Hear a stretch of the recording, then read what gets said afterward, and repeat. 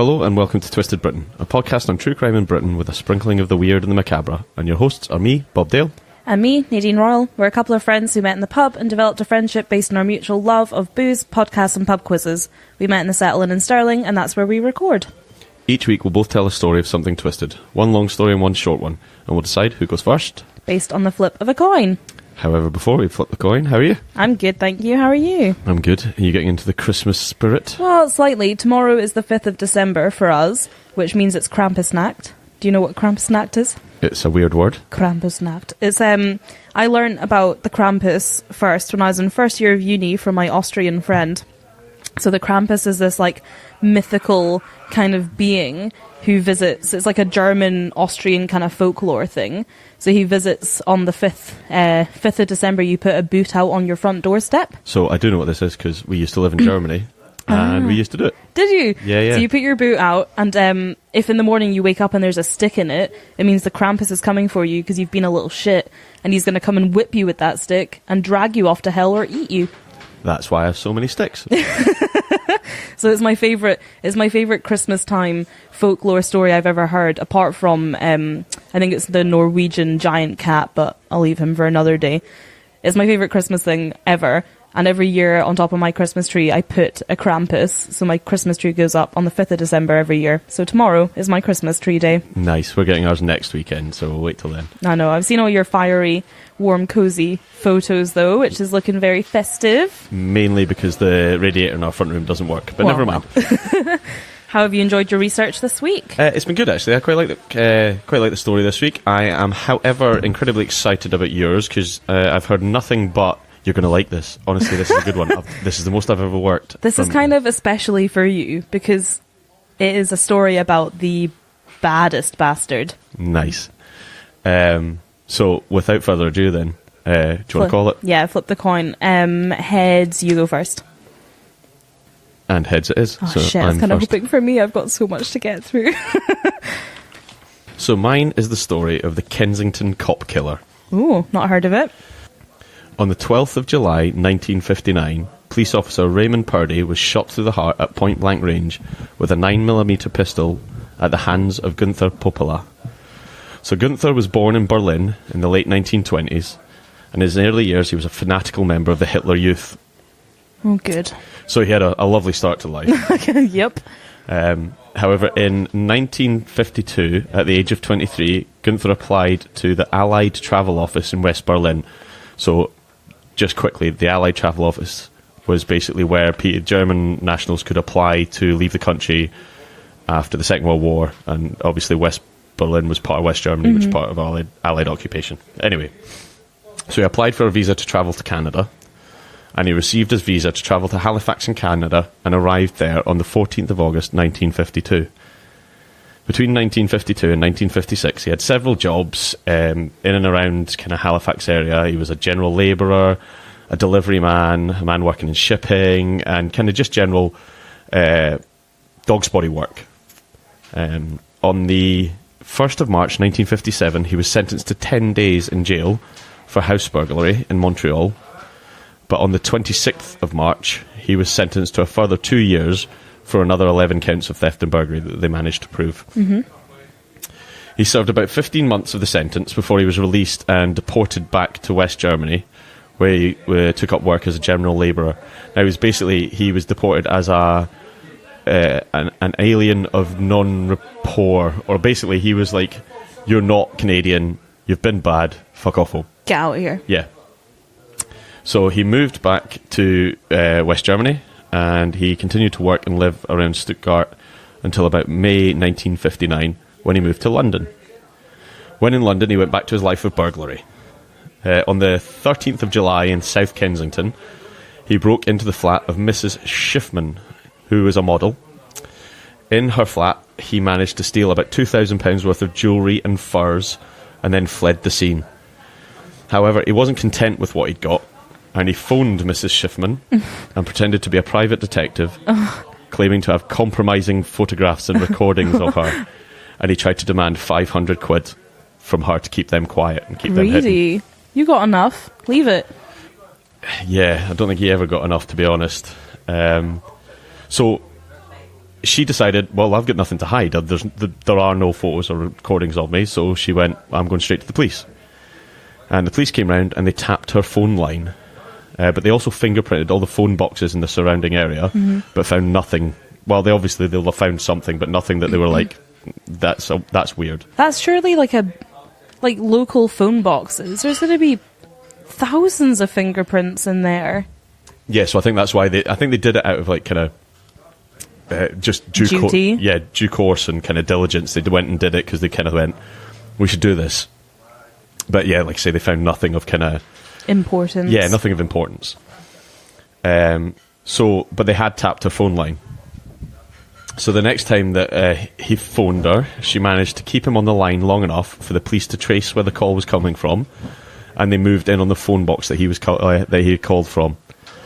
The call was traced to a phone box near South Kensington Tube Station, and this is where Detective Sergeant Raymond William Purdy and Detective Sergeant John Stafford found him.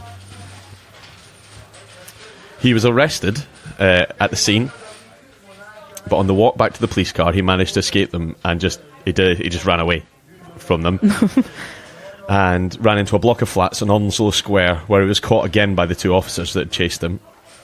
This time, however, he was told to sit in the corner on a window ledge while Detective Sergeant Stanford went to collect the car. So rather than take him to the car, they thought, we'll bring the car to him, stop him running away again. Fair. So as soon as Stanford left, Gunther pulled out an automatic 9mm pistol and shot D.S. Purdy at point-blank range straight through the heart, where he died instantly. Gunther ran away from the scene and he wasn't found straight away this time. However, the break that kind of led to him being caught was actually provided by the widow of the dead officer. She had been given his belongings back, and when going through them, found an address book that didn't belong to her husband. And she kind of went back to the police station and went, this isn't mine. Oh, it must be his. Must be his. Excellent. So, I hope there's an entry that's like me and has got his address. Like we've all got on our phone, but we're told not to do. Yeah, me. So she went there. She took this back and said, "This is not my husband's," and they managed to work out that actually, Raymond William Purdy was a veteran cop. He was a good cop, and he had taken all the kind of personal effects off of Gunther when he arrested him, and they managed to use that to kind of trace him back to Canada. So using it, they phoned around Canada and managed to kind of work out who this guy was, because at this point they had no idea who he was, other than the fact that he was the weirdo that was calling the model. They managed to use the fingerprints taken from where he had been sat in the corner. Excellent. And sent them to the Royal Mounted Police in Canada. Oh, the Mounties. The Mounties, indeed. This is one of the reasons why when I was reading this I was like, oh cool, I get to talk about the Mounties. The Mounties. But sadly the only thing they take part in this was they managed to confirm his true identity, and they supplied Scotland Yard a photo of him from when he was in jail in Canada. Around about the same time, a hotel owner had come forward to say that there was a guest who had checked in on the day of the shooting and hadn't been out of his room since.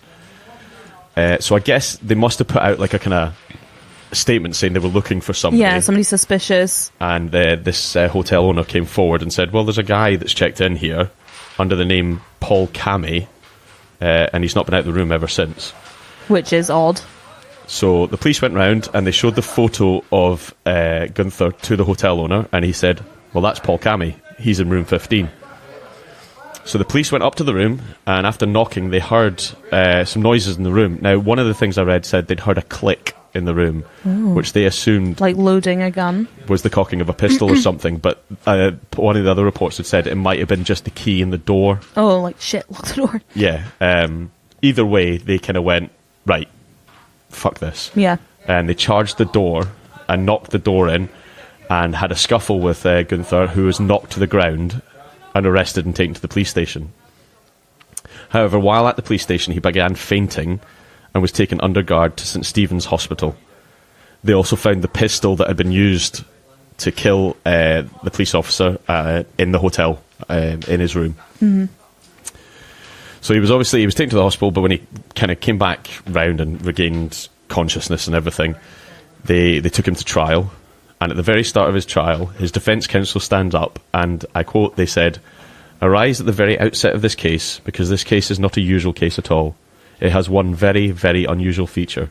I stand here today, my learned friend by my side, Padola's solicitor in front of me, and the three of us have no idea what his defence is at all. We have no idea whether he wishes to say the witnesses for the prosecution are mistaken, inaccurate, or lying. No idea whether he wishes to say the gun was discharged accidentally. We have no idea whether he wishes to say he was provoked. We have no information about his past. This is because he has been unable to give us any instructions. Unable to tell us because he has lost his memory." Oh no, that's such a shit defence. And the consequences, members of the jury, of losing his memory are that he's unable to defend himself. So That's a pretty baller move, like, to get up and be like, make him look like a fool, and then, oh, twist, actually, he can't remember. Fuck you. So apparently what he was saying was that during the scuffle, That they hit his head or something. that he received a blow to the head and he'd lost his entire memory That's of everything. Padola himself stood up and said, "I do not remember the crime for which I stand accused. I am unable to answer the charges." And this was pretty much the only defence that they presented in trial was, "I don't know if I did it." which I love. So they called several doctors to the stand to make statements, 4 of which said he did have some form of amnesia, and 2 that just said, well, he's outright faking it. There's nothing wrong with him at all. They managed to prove that the bullet that was used to kill him. Sorry, the bullet that was taken from the police officer was definitely from the gun that was found in the hotel, and D.S. Sanford testified as a witness to the crime. Well, yeah. So I think he testified as a witness to the crime of the phone call. Right. And that this was definitely the guy that ran away. Right. Because I don't think he would have seen the actual shot fired. No, because he'd gone to get the car. Exactly. So he testified, this is the guy that I left with at the scene, and when I came back, he wasn't there and he was dead. So, to put it lightly, the jury were unimpressed at the defence, and they took 30 minutes to find him guilty, and he was sentenced to death. Fair. Well, fair that they found him guilty. Padola never appealed the decision, but in a weird twist, it was referred to the Court of Criminal Appeals by the Home Secretary of the time, but a conviction was upheld and was pretty much just thrown out of the court. Mm-hmm. On the 5th of November, he was hanged at Wandsworth Prison as the last man to be executed for murdering a policeman in the UK. Bloody hell. There's also a statute that was changed, and I couldn't find the exact wording of it, but there's now a Crime Act of 1959 that says a loss of memory is not a defence of trial. Mm-hmm. So because of this case, they basically went, no, you can't. Well, it's not a defence, is it, though? If you're like, I don't remember, that doesn't mean that you're innocent, does it? It's just shit lie.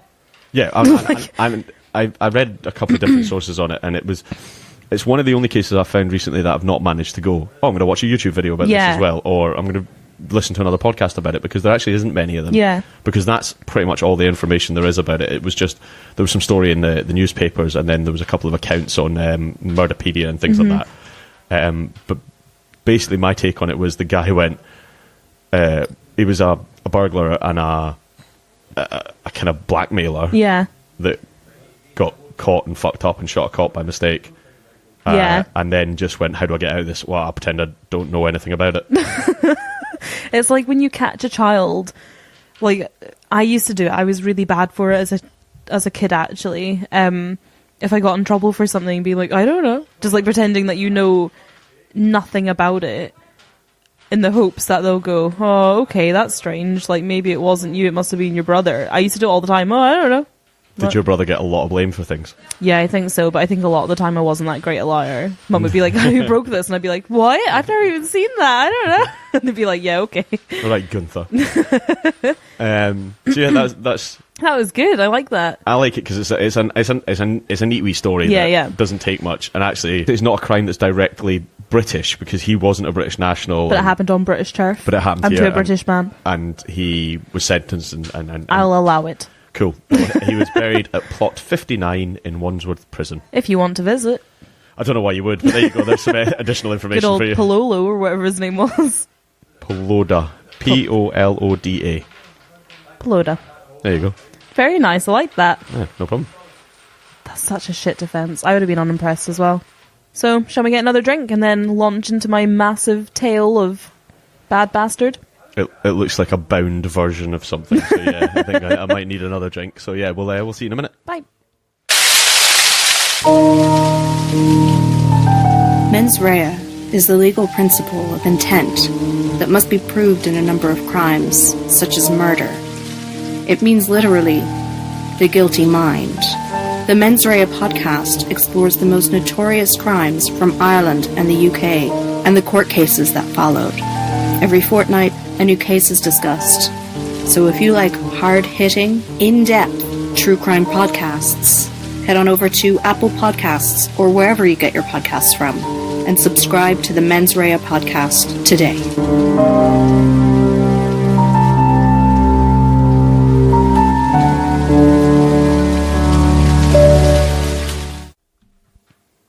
Well, that's us back, and I've refreshed my drink because I'm buckled in for a long haul. Here, I think.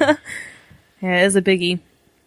I'm going to just be rolling off facts and places and dates and times. Don't worry about remembering them. It's going to be fast. It's going to be... I never remember them anyway, so you're fine. It's going to be good. So, the way that I'm going to do this is that I'm going to tell the story in chronological order. I've cross-referenced as much as I could with all the facts and stories and stuff about this person. I've tried my hardest to get it right. I hope I do it justice. I don't think I can. I'm so excited. I'm very nervous. I'm slightly scared. It's a biggie, but it's a goodie. So I'm just going to roll it off, and I don't think you're going to know who I'm talking about for quite a while. But if you think you know, shout out. Right, stop waffling and get on with it. Okay, ready? So I'll set the scene. So this person was born as Michael Gordon Peterson. He was born in Luton, Bedfordshire in 1952. He is now legally called Charles Arthur Salvador.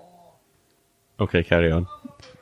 His parents were Ira and Joe Peterson, and he was one of 3 sons. His father ran the Conservative Club in Aberystwyth later in life, and his uncle and aunt each served as mayors of Luton in the 1960s and 1970s. So he had quite a nice upbringing. Yep. His aunt, Eileen Parry, is quoted as saying about him, "As a boy, he was a lovely lad. He was obviously bright and always good with children. He was gentle and mild-mannered, never a bully. He would defend the weak." He was a good guy. Sounds nice. He lived in Luton until he was 4, and then he moved to Ellesmere Port in Cheshire as a teenager with his family. And at the age of 13, he joined this gang of 4 robbers and was reprimanded in juvenile court after he was caught stealing. So that was like his first kind of foray into crime. into trouble. He enjoyed fighting from an early age and was often absent from school. He later returned to Luton, which he refers to as his hometown, where his job was at Tesco, which lasted only 2 weeks before he was dismissed for attacking his manager. He passed through a number of jobs, working as a hod carrier and in a number of factories. He did that. And as a what? I knew you'd ask. So a hod carrier typically is a person who carries 10 to 12 bricks at a time. And hod carrying is a labouring occupation in the building industry. Typically, the hod carrier, or hoddy, will be employed by a bricklaying team in a supporting role to the bricklayers. And it says that normally 2 bricklayers for each hod carrier is typical. So you'd be carrying bricks for people. Right, so he'd take them to the site where they'd lay them, and then he'd go back and get another load. Exactly. Right. So he was a hoddy. He was in prison for the first time at Risley at the age of just 16, serving time for smashing up several cars following an argument he had had with his then girlfriend's dad. For this, he was held on remand, so he wasn't actually officially arrested, but he was held on remand for criminal damage, but was released. And I looked it up. Remand, also known as pre-trial detention or provisional detention, is the process of detaining a person who has been arrested and charged with an offence until their trial. A person who is held on remand may be held as a prisoner in prison. So he was held on remand, but he was let go. So he's basically, they're like, you've done something wrong, but we're not going to charge you with it right this second. Yeah, you'll be held until your trial, and then we'll take it from there. Right, okay. As a young man, Peterson also worked as a furniture remover while regularly fighting on his nights out. After getting involved in petty crime, he got into serious trouble for the first time after crashing a stolen lorry into a car. He then ran 90 miles away from the scene to his parents' home, where he was apprehended. But the driver of the car survived the collision, so Peterson got off lightly, receiving yet more fines and probation. After his trial, he returned to petty crimes and menial labour. At the age of 19, he was convicted for his part in a smash and grab raid. The judge gave him another chance, giving him a suspended sentence. He met Irene Kelsey the same year, when he was still called Michael Peterson. Kelsey said that he was so different from any other boys I knew. He always wore tailored suits, had perfectly groomed sideburns and a Cockney accent. 8 months later, in 1972, when Kelsey was 4 months pregnant, they married at Chester Register Office and later had their son, Michael Jonathan Peterson. 5 years later, they divorced, and Kelsey later remarried, but not before his first conviction. It sounds like he got off a lot. Like, he got away with things a lot. This guy's had the most chances of anybody, ever. That you've ever heard of? Yeah. Right, okay. We'll go through it, but it's ridiculous. So his first conviction. Peterson was convicted of armed robbery in 1974, aged 22, and sentenced to 7 years imprisonment. He was sent to Walton Gaol and soon ended up on the punishment block after attacking 2 prisoners without being provoked. He was transferred to Hull a year later, where, after refusing to work, he smashed up a workshop following an altercation with a prison officer and was sent to the punishment block. He was injected with the sedative, chloropromazine, I don't know, during the attack, which made him violently ill, and 6 months were added on to his sentence. After recovering, he continued to prove a highly challenging inmate and was repeatedly put in solitary confinement over the next several months. Whilst in Hull, he also attacked fellow prisoner John Henry Gallagher with a glass jug and was charged with grievous bodily harm.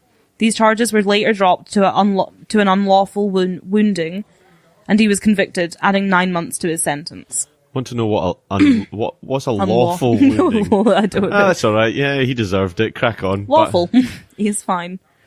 During the same year, and this was 1974, he was transferred to Armley Gaol. Peterson found that his reputation as a violent and highly dangerous inmate preceded him, and during the next 2 years would find himself being switched between several prisons. He was once taken from Yorkshire to London, chained to the floor of a prison van.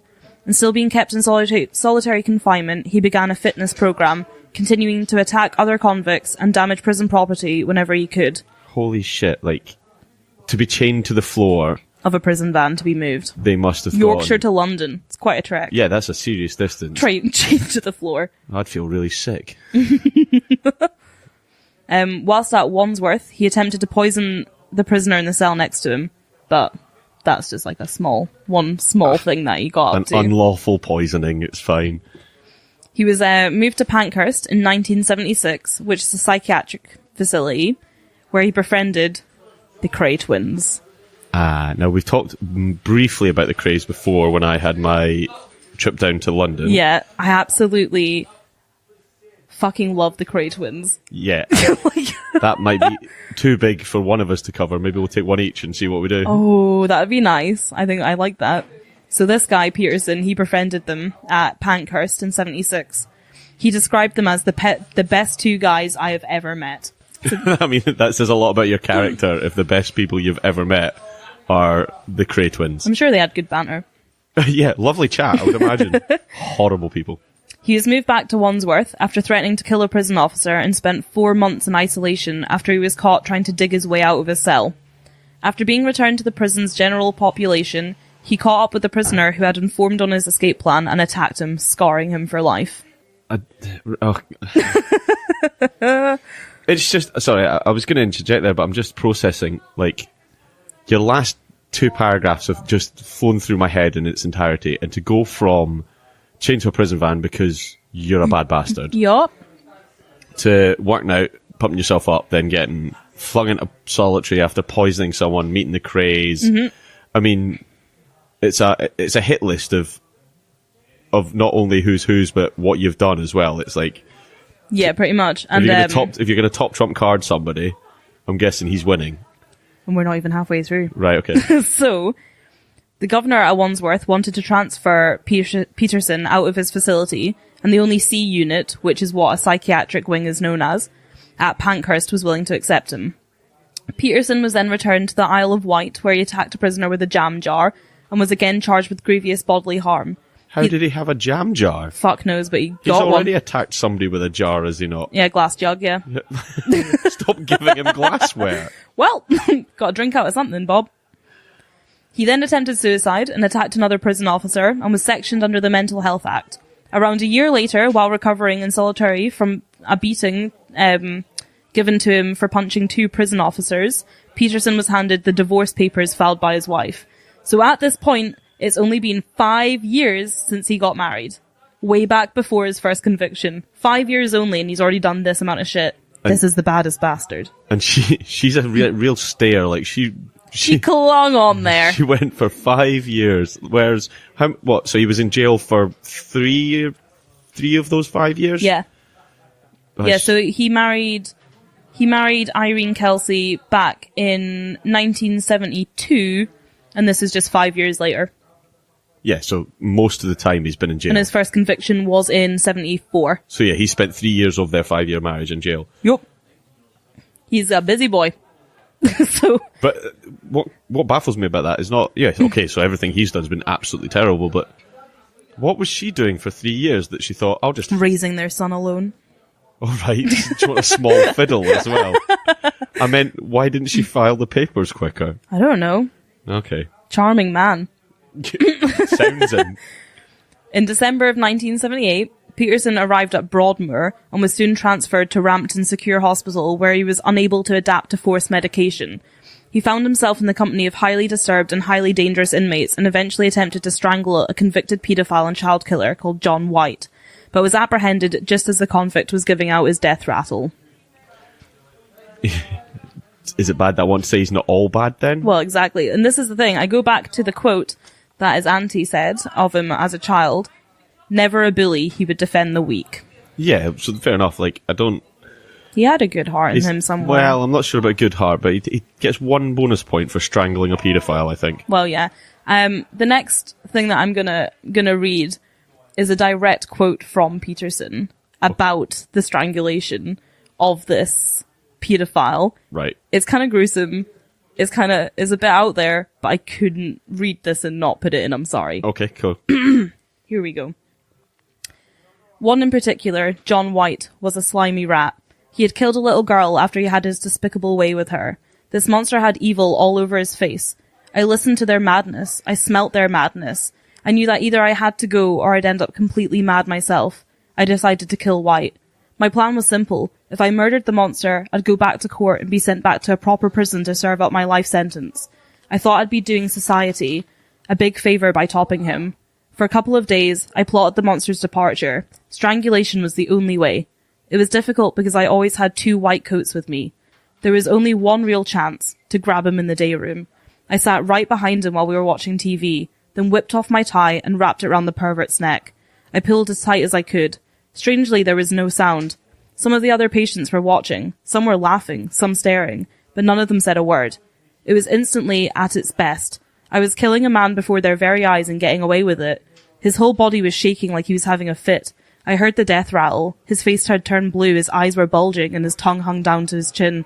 This monster was on his way out, and I felt so happy. He was getting off lightly for what he had done to that little girl.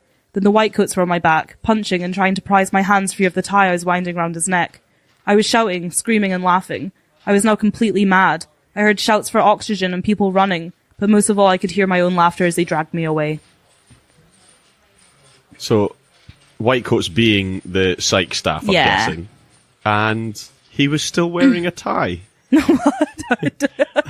I didn't really pick up on that and think about that much myself, I mean, actually. yeah, fair enough. The bulging eyes and everything, that's horrific. But why did they let him have a tie? I don't know, actually. Yeah, whipped off my time wrapped. Well, beautifully dressed, I would imagine, but... Well, he had a Cockney accent and always wore a tailored suit, according to his girlfriend. Yeah, but surely the first thing they do when you take you to jail is take all the things you can kill another man with. Well, you'd think so. Right, okay. But I just thought... Beautifully dressed, though. Beautifully dressed. I just thought that whole quote was total insanity. And also, just like a peek into his madness and where his brain was at, and like kind of a little bit can't disagree with it. Like, he doesn't want to be in the psych ward. He wants to get back to prison. The way to do that is to go back to court and be sentenced back to your life sentence in a proper prison, and also kill two birds with one stone, pun intended, and get a paedophile while you're at it, because you obviously hate him so much. So there's something broken about him in the fact that he thinks that doing that is going to get him back to general population, because if you're in a psych ward and you kill another man, they're going to think you're a psycho. Well, you say that, but following this event, he was returned to Broadmoor, and he was reunited with his good pal, Ronnie Cray. Yes. Yes.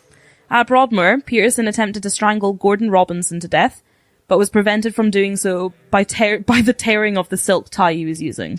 Stop giving this man a tie. Following this failure, Peterson became depressed, but found his spirits lifted when Ronnie Cray arranged a visit from boxer Terry Downs, specially for him. Of course. Good old Ronnie. There's so many things wrong with this story that why... I know the Crays were seen as celebrities, and guessing, I would say he was a celebrity. Gets there. In one form or another, but that's not, you don't take people to visit them. Well, if you're Ronnie Cray, you do. Yeah, okay.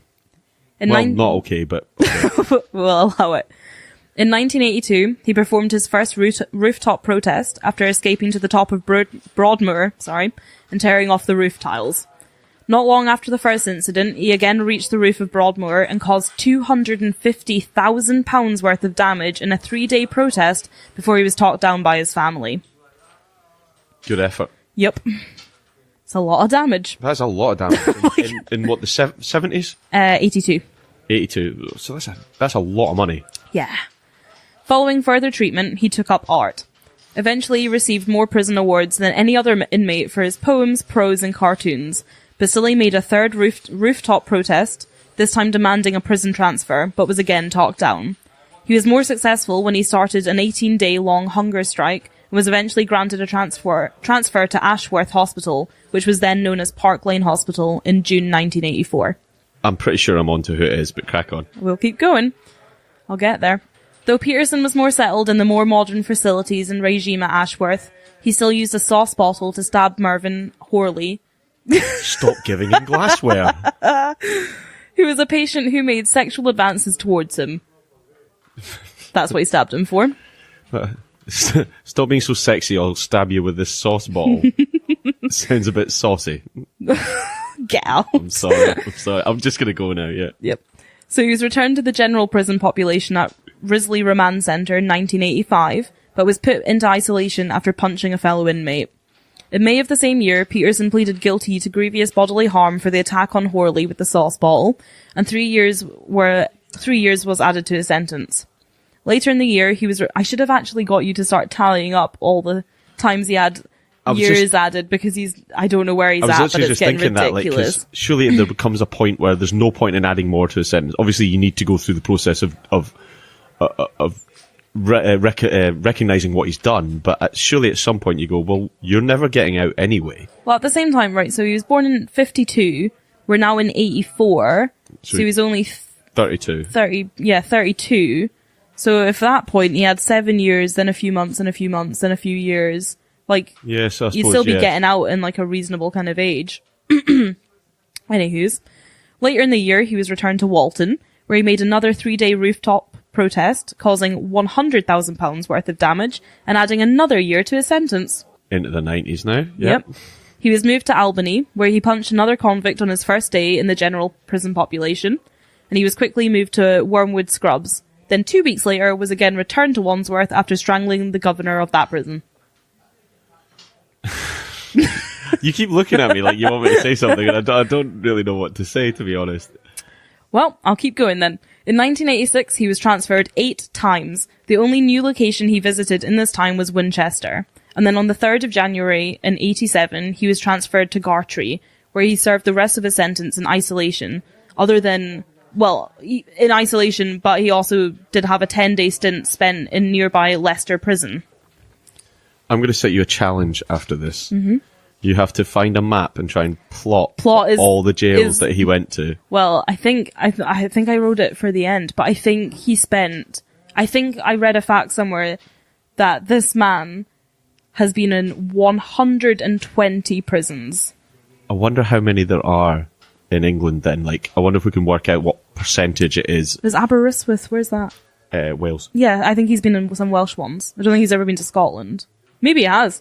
Oh, I set you the challenge that you have to try and find a map and put them all on it.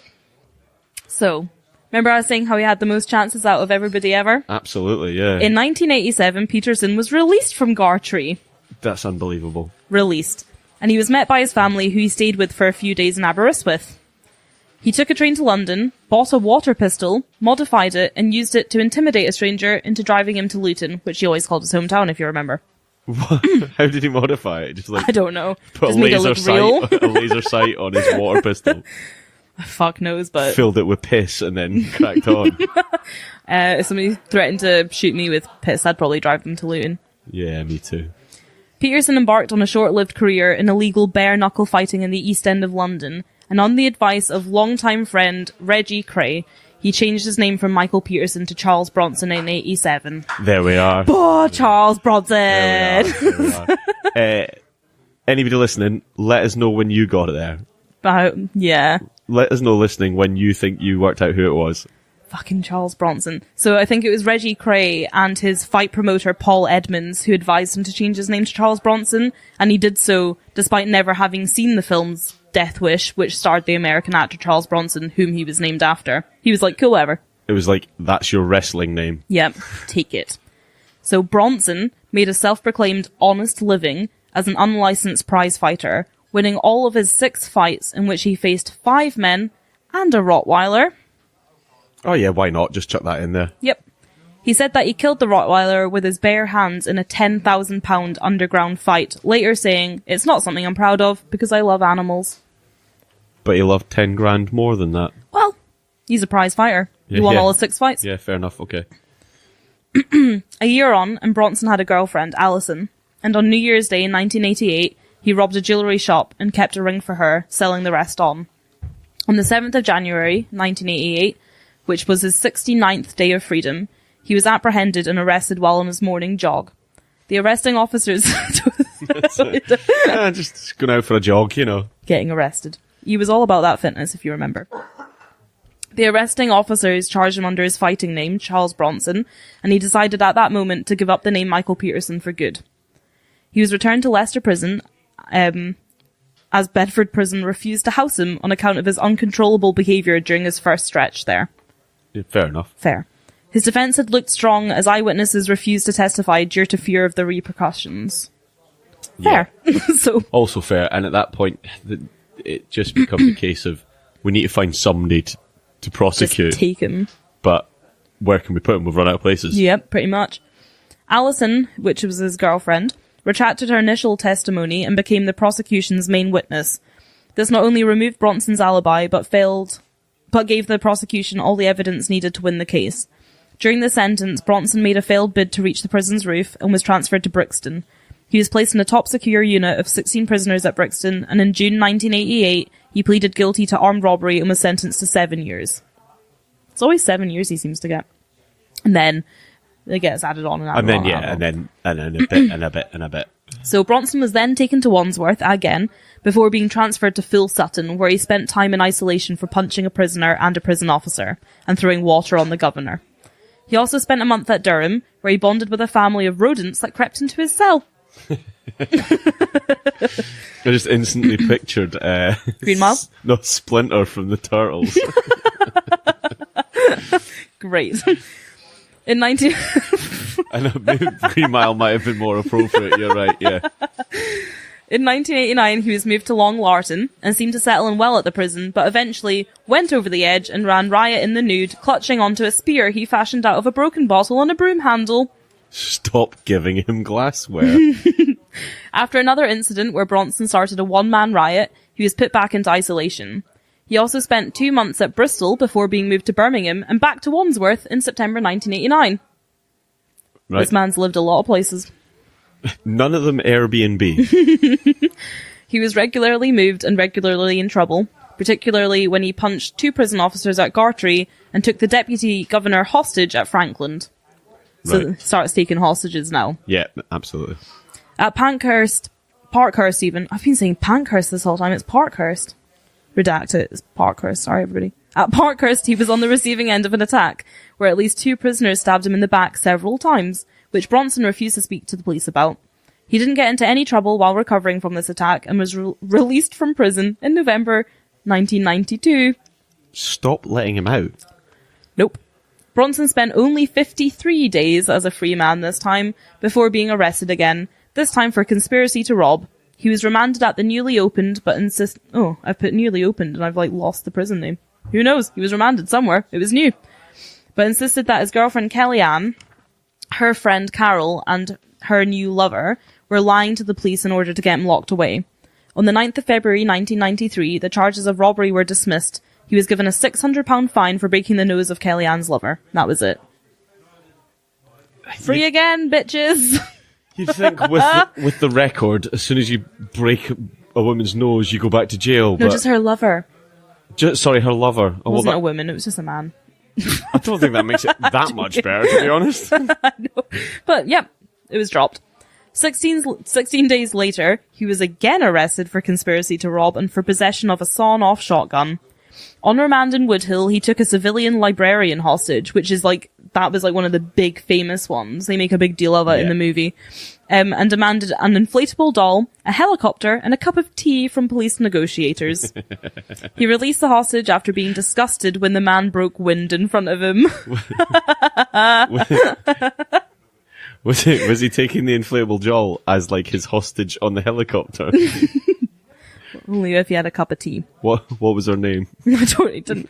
Well, he never got her. He let the guy go. He never got his demands met. Because he farted. Because he farted. Right. Amazing. On the 14th of September 93, he was found guilty of intent to rob and not guilty of conspiracy to rob and given an 8-year sentence, while his co-defendant was found innocent of all charges. Right. Bronson was then taken from Belmarsh to Wakefield, where he spent 40 days naked in isolation. He was then transferred back to Hull, where he spent a while without getting into any trouble until he took the governor hostage on Easter Monday in 94, shortly after I was born. He was overpowered and transferred again and then again, eventually ending up in the infamous Hannibal cage in Wakefield. Yeah, so the one that everybody knows about. Yeah. He soon began focusing on his art, cartooning in particular, but this was still of no help. He was then transferred again and attacked another governor who believed that Bronson was okay with him, even feeling safe enough to visit Malone. Mistake. Bronson continued to be transferred around and spent times in and out of isolation for reasons such as returning late from exercise time and of course taking more hostages, which included a doctor, 2 men accused of being Iraqi hijack bombers, whom, by the way, he forced to tickle his feet and call him General.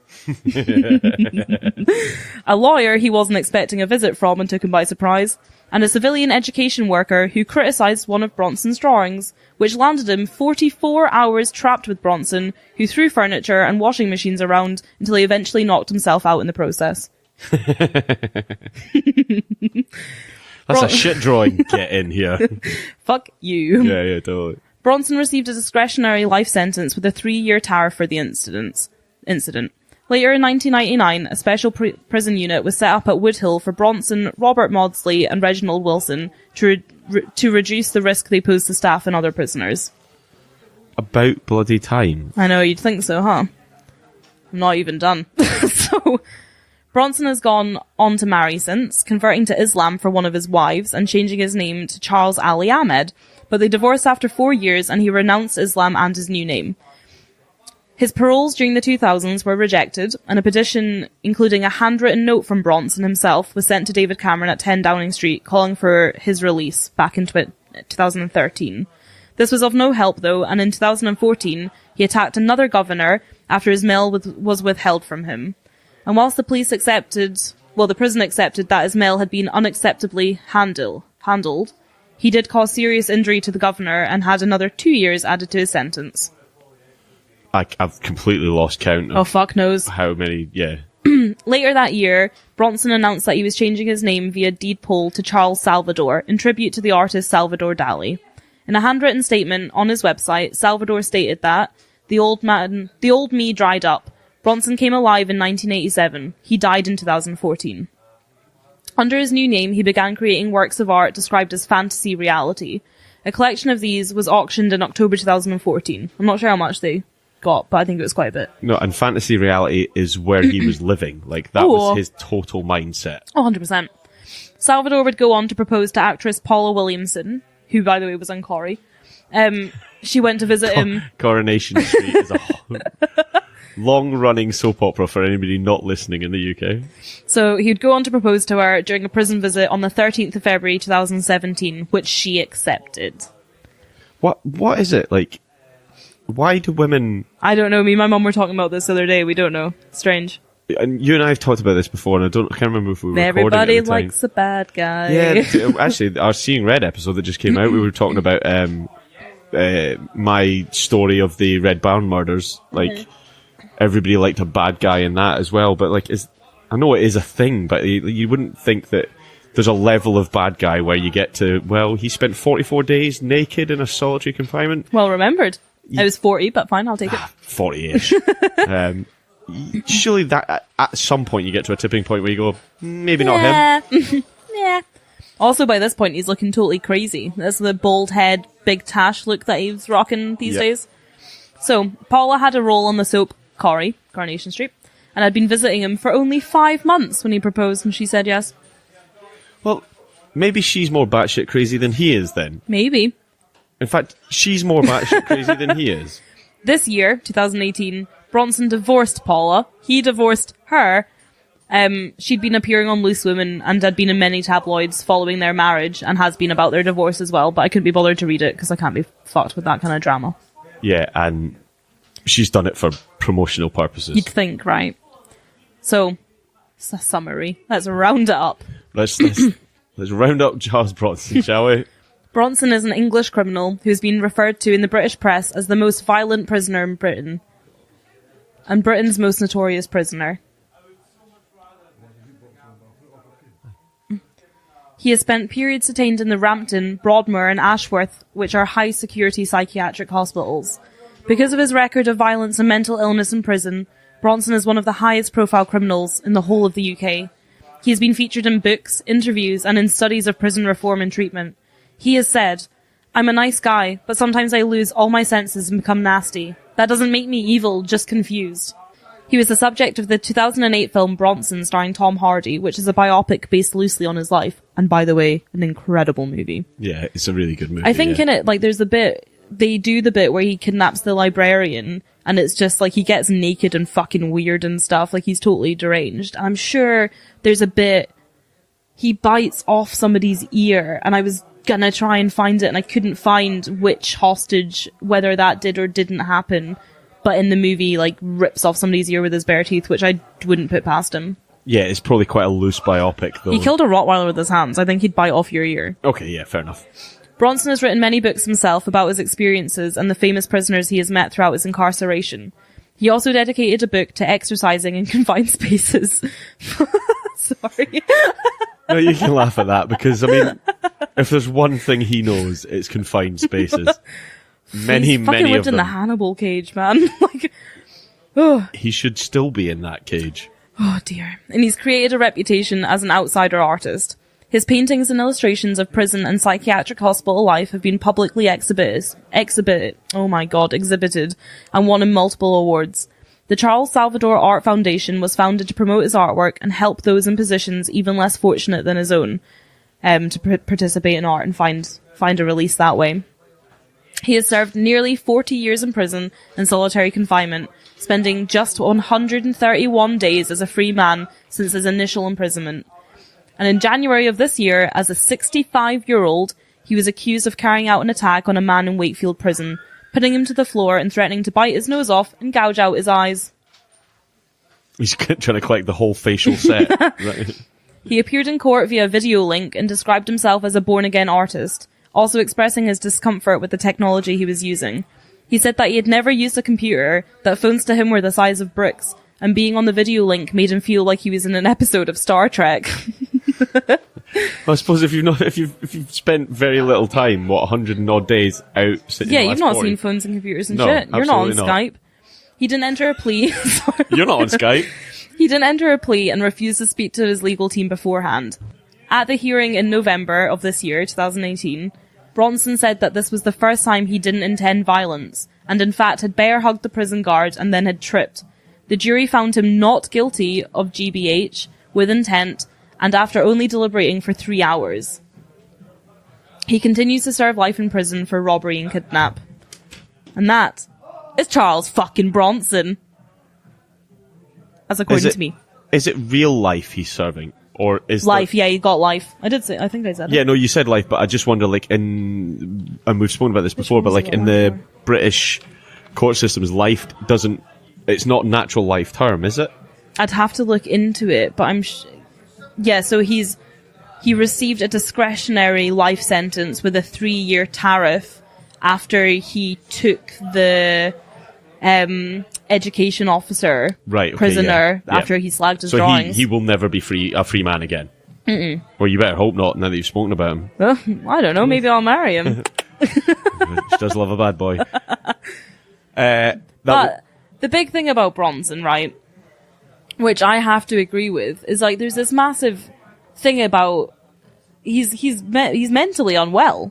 Like, he's not a well man. Like, he's got crazy anger issues, like legitimate crazy anger issues where like the smallest things, like I didn't put it in, but I know like all these different stories. Like there's this one about he was in this prison cell and the prisoner in the cell above him used to tap on the floor all the time to piss him off on purpose. And he waited months and months and months until he could fucking get to this guy. And the minute he had a chance to, kicked the absolute, pretty much the life out of him. You know, like things tick away in his brain for months on end. He can't let them go. He's got all this anger and like is quite clearly not very well, you know? And there's this big argument about how much of his crimes can be attributed to the way he was treated.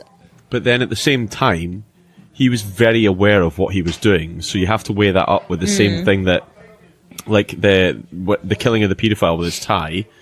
He was aware that he was doing it for a purpose. Yeah. To get out We'd of the rationalized it. So you have to weigh up with, yes, I agree with you, he is mentally ill, but is he mentally ill because he's a product of what he became, or because he's rationalizing what he's doing? Yeah. So there has to be a level there where actually he says, I've made the decision to do this. So is that mental illness?